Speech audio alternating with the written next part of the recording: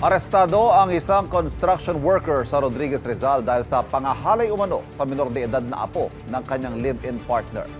Sa Angono naman, arestado rin ang isang lalaki dahil sa pang-aabuso umano sa isang minor de edad. Wala silang mga pahayag. May unang balita si EJ Gomez.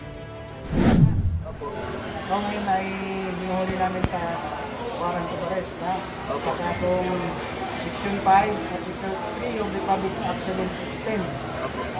Ikaw ay may karapatan na manahimik. Sa bisa ng arrest warrant, inaresto ng Angono Police ang 57 anyos na lalaking ito dahil sa pang-aabuso umano sa isang dalagita. Ayon sa pulisya, nangyari ang krimen sa Barangay San Vicente sa Angono, Rizal, Pebrero ng nakaraang taon.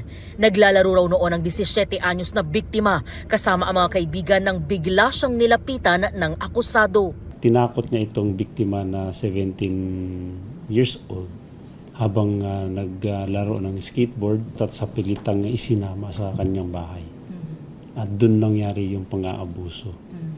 Dahil sa takot ng biktima ay nai-report lamang ng March 2024, so umabot pa ng isang buwan. Sinubukan ng GMA Integrated News na kunan ng pahayag ang akusado na nakapiit sa Angono Municipal Police Station pero tumanggi siyang humarap sa media.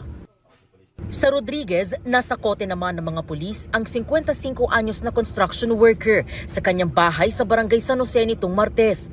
Base sa investigasyon, hinalay umano ng akusado ang menor de edad na apo ng kanyang live-in partner noong Oktubre 2024. Noong araw nga yun ay kinutusan nga itong bata nung kanyang auntie na pumunta doon sa bahay at kumuha ng damit kung saan itong arrested natin na tao nandoon sa bahay at nagulat siya at siya ay minulis siya nitong taong to.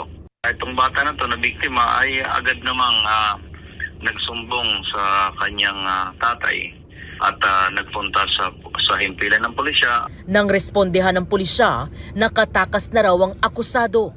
Nitong May 8, lumabas ang warrant of arrest laban sa lalaki. Walang pahayag ang akusado na nakakulong sa Rodriguez Municipal Police Station.